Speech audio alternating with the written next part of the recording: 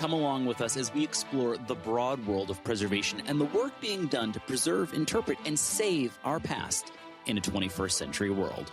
From aquaculture to historic foodways to forensic modeling, we're talking weekly with experts from across the globe. This is your host, Nick Redding. Welcome to PreserveCast.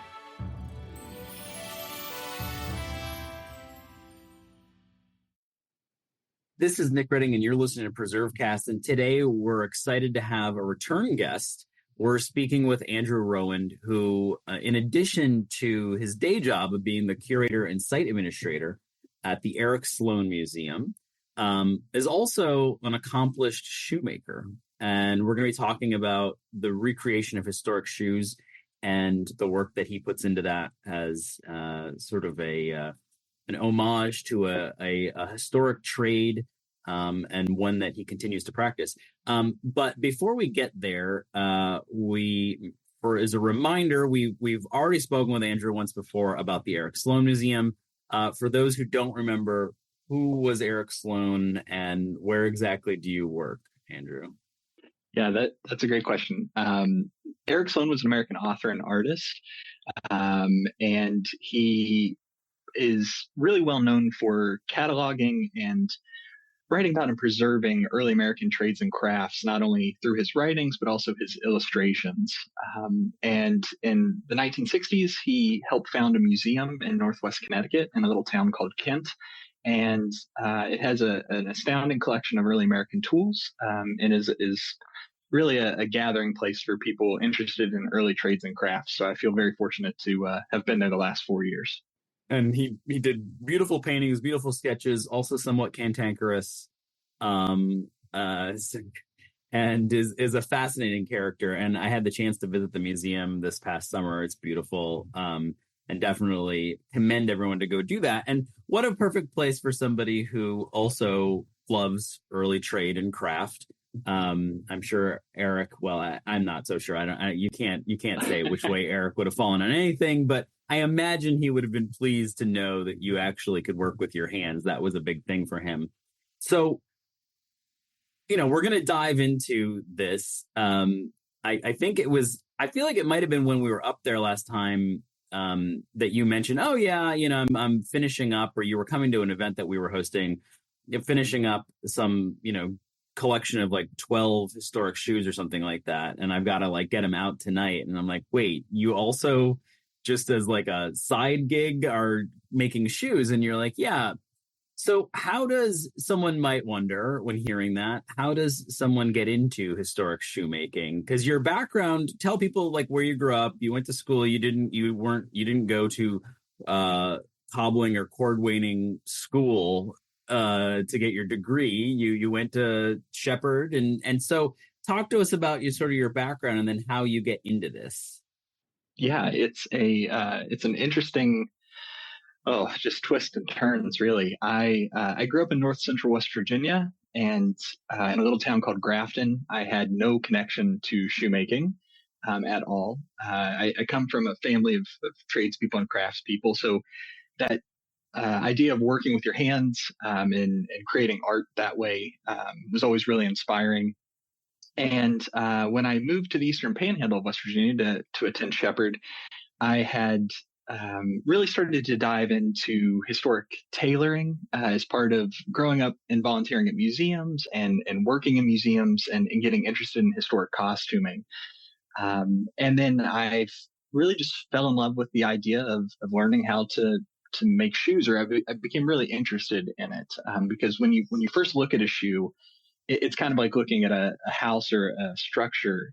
You're like, how does all of this come together? How, there's so many parts that you can't see that make up this, this object. So I just became fascinated with how they worked, and just became really fortunate enough to be connected with several shoemakers and one who took me under his wing, and I started apprenticing with him over a decade ago now, which is wild. So that's and just like in the historic period, that's the best way to learn, I presume, is by apprenticing. So where does the apprenticeship happen? Was it just sort of an informal thing, or did it happen as a part of work? Yeah. So it happened as an informal side hobby. I was working for the Maryland Park Service at the time at South Mountain State Battlefield, and just really interested in 19th century material culture. And a friend of mine reached out and said, "There's this guy in Richmond, Virginia, who's been a shoemaker for 40 years, and you should chat with him." So this is 2013, 2012, 2013 time range, and we actually started corresponding by email at first, and then over the phone. And he would send me information and research about 19th century shoes, just to get an idea and understanding. And then I would travel down to Richmond from West Virginia every couple months and do some hands-on practice. And then with the history world, moving around to museums and finding job opportunities, I'm going to use this a lot. I've been really fortunate, and I say that a lot, but it's true. I was able to get a museum job full time in Richmond. It wasn't planned that way. It just happened to be that's where my mentor was. So I continued that apprenticeship with him in person, and worked with him about every week for 5 years until moving up here to Connecticut. So it's been a really great experience because, like you said, it is a historic method almost of learning from a master of their craft. Of course, there's other ways. Some people do go to shoemaking schools and cordwainer colleges, and of course, there's classes and things like that folks can take if they're interested. But yeah, having that kind of historic setting for it was very nice. Historic without the having to live like in his attic or something like that. So that was kind of a nice touch for those people who are familiar with apprenticeships. Sometimes that was Yeah, required, and you had to stay away from the family and things like that. Um, yeah, and I think it's important too because I think a lot of people like you have a an Instagram account. I think it's Old Timey Nonsense, if I'm remembering yeah, correctly. Yeah, so that's people can yes, find you there. But I think a lot of times people can look at people doing craft, and your wife also, who we've had on the show on the podcast, is an accomplished artist. In fact, I have some right over my shoulder right there. It's that's amazing. a print that she made. But I think sometimes people look at that stuff and they're like, wow, they're just either inherently skilled or it must have just come easy. They learned, they picked that up quickly, wow, like that's so cool. But I think it's also important to recognize that it took a lot of time to get to where you're at. That, that what you said there, you apprenticed and you were with somebody once a week for 5 years. That's more time than some of us spend with close family. Yeah. So like that's a serious commitment. But you don't have to, but by any chance, do you want to say his name just so people know who was this master behind the scenes? Yeah, absolutely. His name is James Myers. He goes by Butch, but he's been a shoemaker for over 40 years in the Richmond area, doing historic reproduction and historic research. So you said spending more time than you do with family sometimes, and it is true. And I feel like especially in trades and crafts, that mentor and apprentice kind of situation, you do become very close with that person because they are taking that time to pass on that trade and skill to you, which is just really amazing to gift. And the amount of time that goes into it, I think that's something that I always try to remember is no matter how many years I've been doing this, I'm never going to be where I want to be with it. There's always more to learn. There's always more to practice, and it does take dedication to just stay with it. There's always more to learn and improve on. So there's never a dull moment with it. So I'm people might be curious if they're familiar with the apprenticeship model. It sounds like Butch is probably a master. I mean, if you've been doing it that long, hopefully at that point you Yeah. are. Are you a journeyman now, would you say? Or are you a master? I would not say I'm a master. I would definitely say I'm a journeyman. And I know when when my wife hears this, she's always like, no, you're moving, you've always got to hype yourself up, which is true. I can make shoes. That's the way I like to put it. But, I feel really lucky to have I've got to meet Butch's mentor, so his master that he studied under. So I'm part of this lineage of passing down this knowledge. So it's kind of the agreement of when I hit that point where I feel like I can take on a student and I can pass on what I'm learning in a competent way to help someone else in their career. That's when I feel like I will have reached that master aspect of when I can take someone on and be the next link in that chain of passing on this knowledge. And you're not there yet. So if somebody's hanging out in rural Connecticut who's like, I just got to make shoes.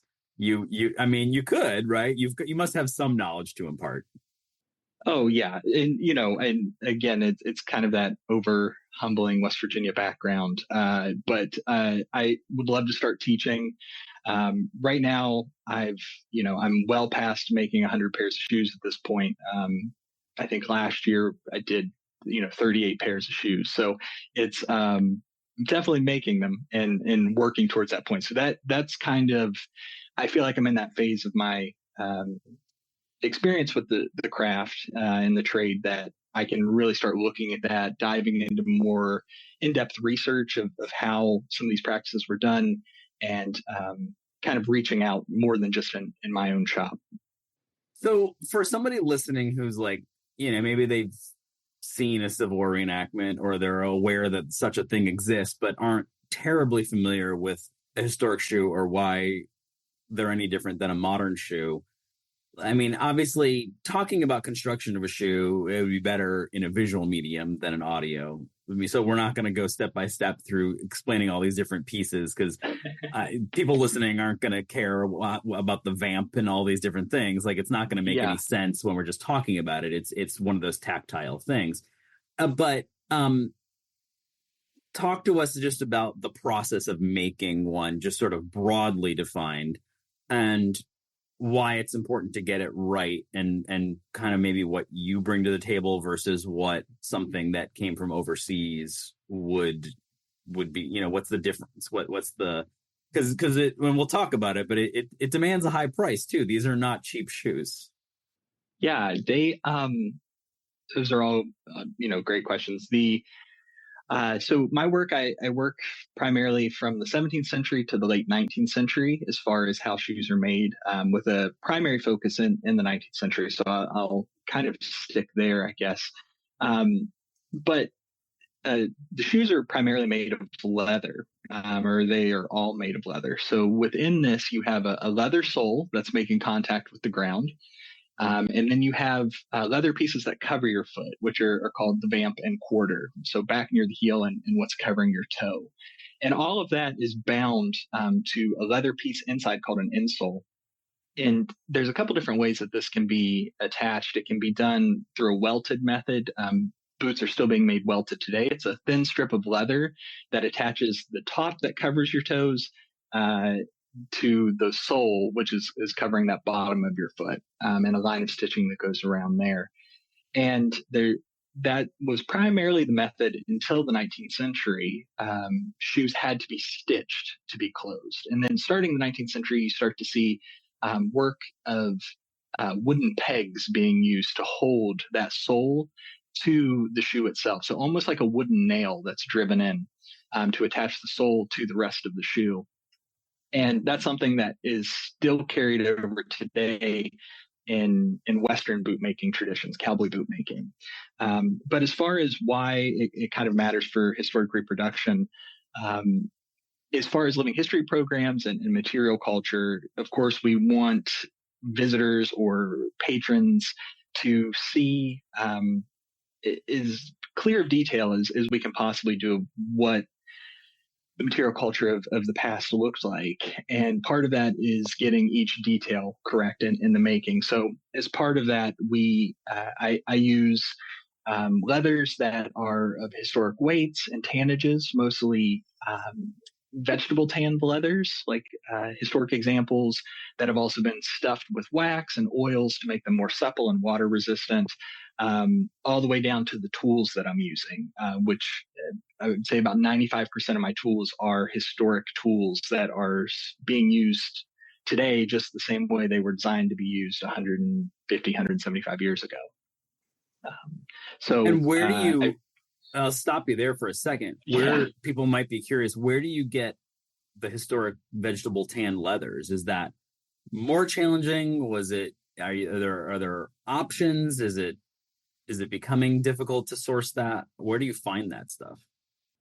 Yeah, so there are a couple U.S.-based tanneries that will work with vegetable tan leathers, and then of course you can go down to your kind of big box stores like something like Tandy or reaching out to Weaver that still provide vegetable tan leathers.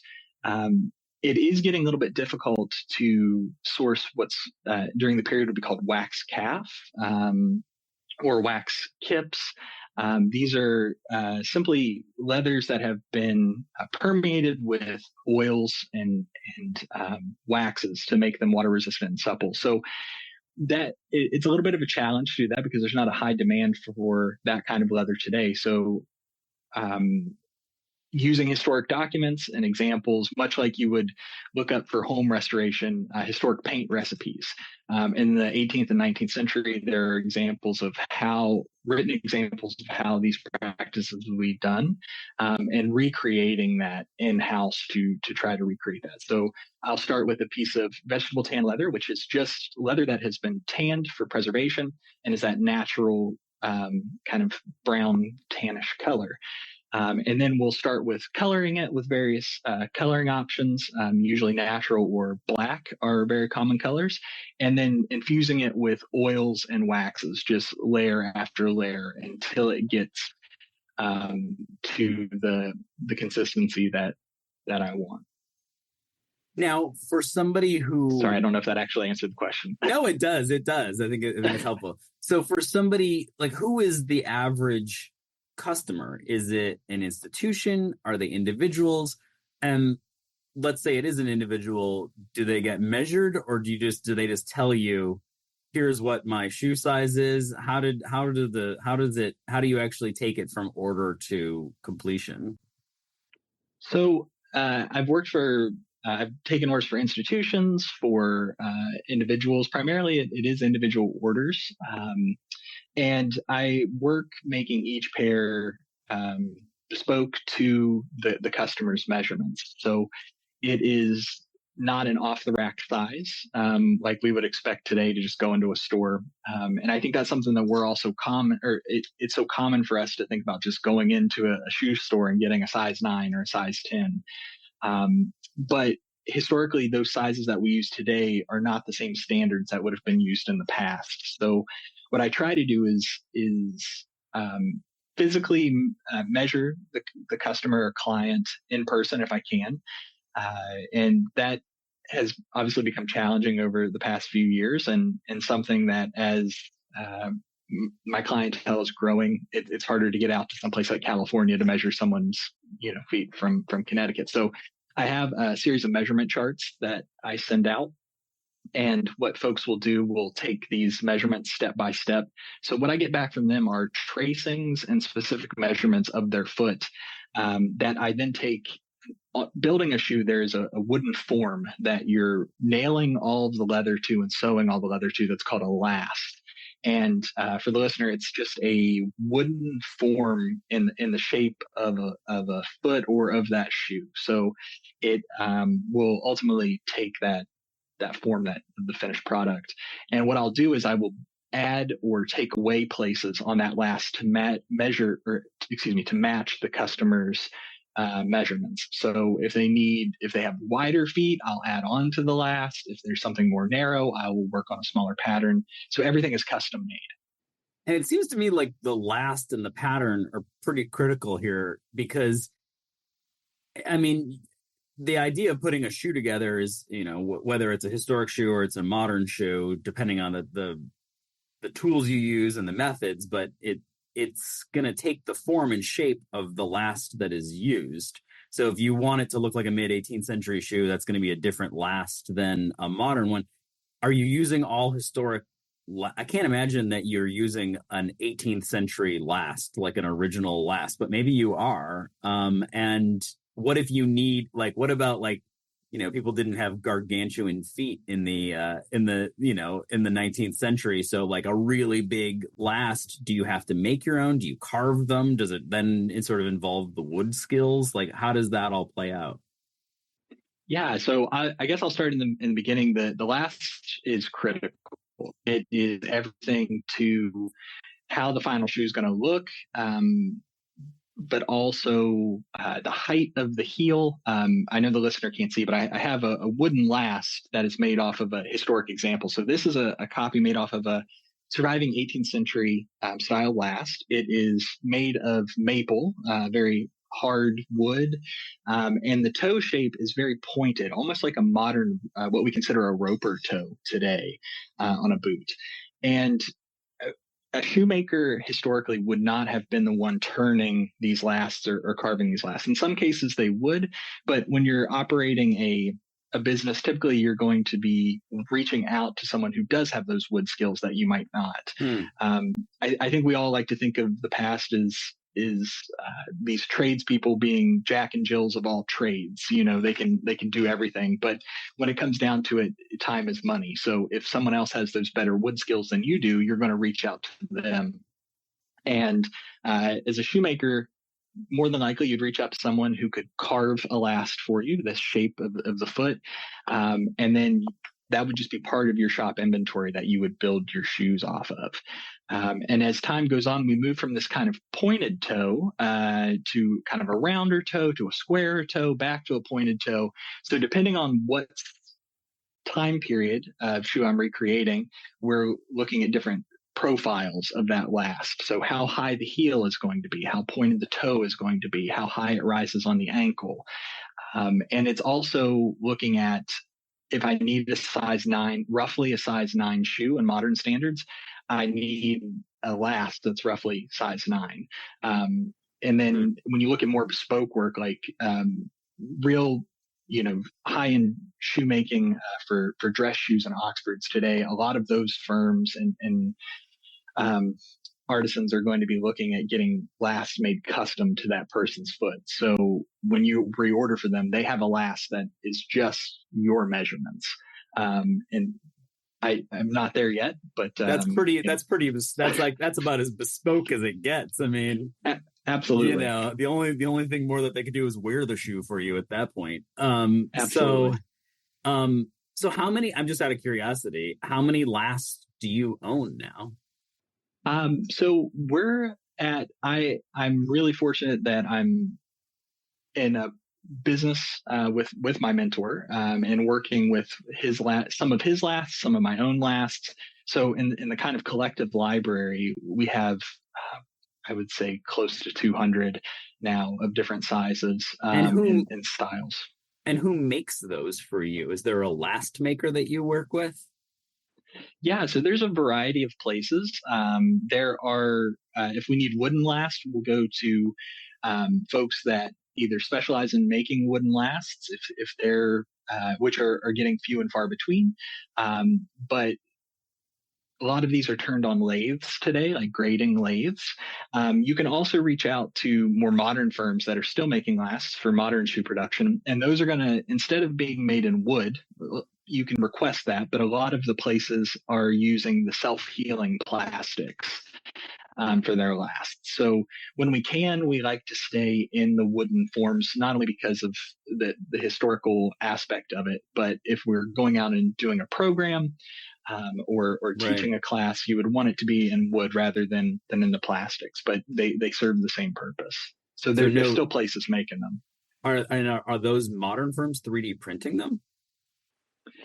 Some are. There are some companies that are experimenting with 3D printing their lasts, but a lot of them are turning them out of plastic stock. So it's there's a couple places in Mexico that are still making lasts that you can reach out to, and they will you can send them patterns and what or examples and what you're looking to have made, and they'll make you from a size 1 all the way up to 20 if you wanted. So it's neat that that's still an option.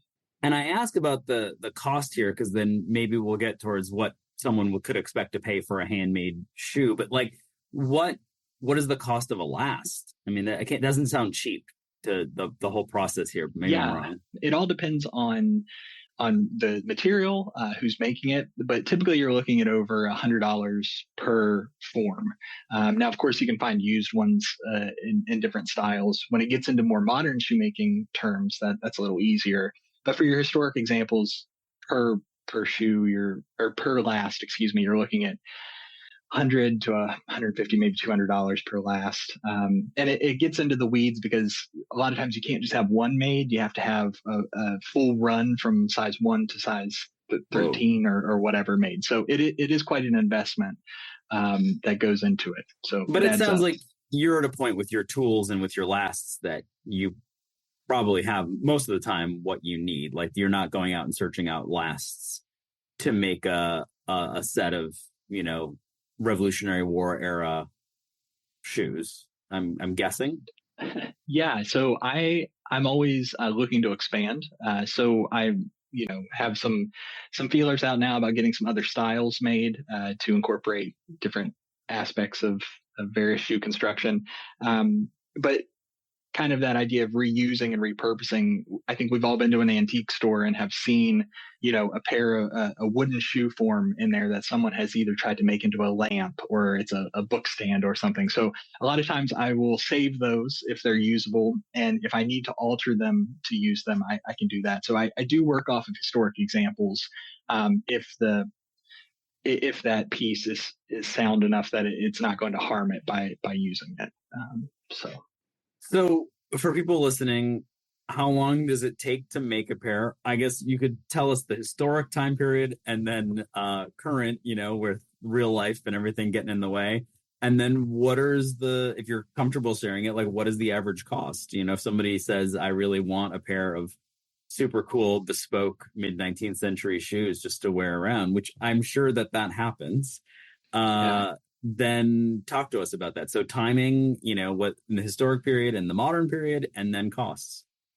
Yeah. The historic period, especially in the 19th century, starting here in New England, you're going to be seeing a system where you're not having typically not one person is making the shoe. It's going to be an assembly line of sorts where a shoe shop will source out to the community the uppers or the part that's going to be covering the top of your foot. They will contract women in the community to sew those in their homes as piecework. And then as those pieces are completed, they'll be brought back to the shoe shop where a group of shoemakers will be working to last that upper and stretch that leather that the women have closed over that wooden block and attach the soling to it. So you're still looking at multiple hours in this process, 15 plus hours per pair. Today we're working primarily I'm doing all of it, from cutting out the pieces to sewing them to closing them, doing the finish work on it. And for a peg construction, again, those wooden nails that are holding it together, you're looking at about 15 to 20 hours, and then more if you're looking at hand sewing that shoe, which takes more time than driving the wooden nails in the sole. So of course, with that, cost goes up because again, time is money. Material costs are like everything going up, which is something that's, can keep it a little price prohibitive at times. So right now for my baseline shoes, you're looking at about $425 for a peg construction shoe. So kind of the not plain Jane, I shouldn't say, but the baseline models. And then as you're moving forward, as stitching goes forward, the price is going to increase. Of course, boots, a Wellington pull-on boot is going to be much more than something like an ankle boot or a shoe, just for material cost and time. So it's definitely not as easy is going online and getting something imported. There are firms that are making these shoes mechanically from all over the world. but it's something that you're getting a shoe that is made to your exact measurements, and standing by that work that it's not going to blow apart on your foot while you're wearing it. At least, knock on wood, hasn't happened yet. What's the demand?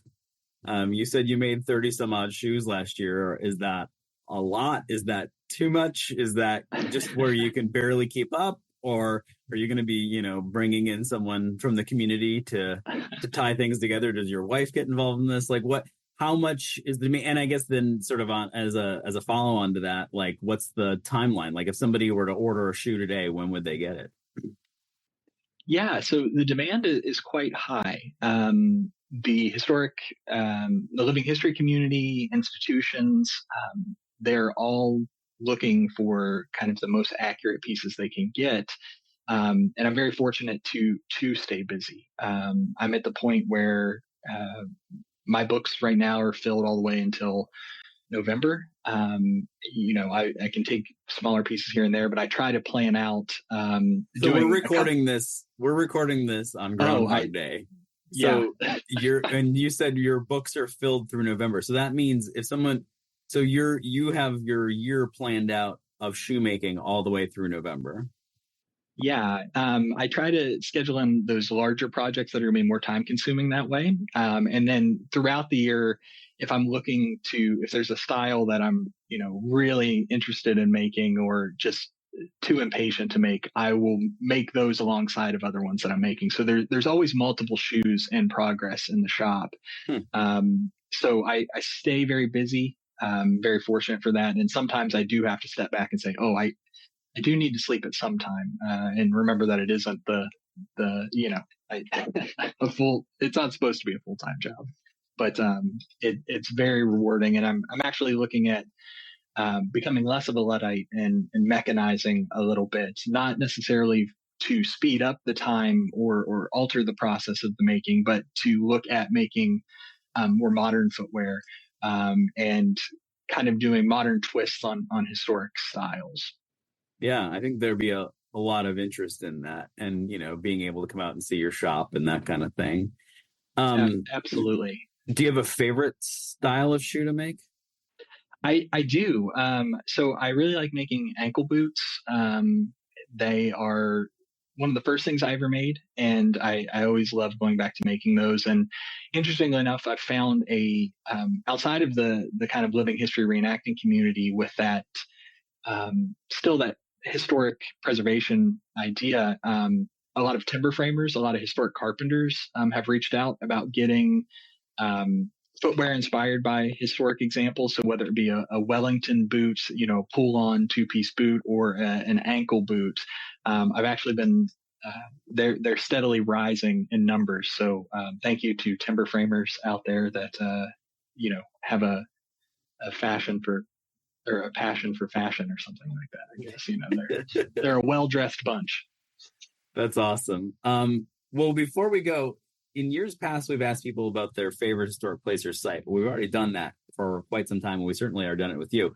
And if I know you, I'm guessing I know that you're probably reading something historic right now. So we were going to start asking folks about what they're currently reading, or what they've recently read in the genre of history that they think others might be interested in. Yeah.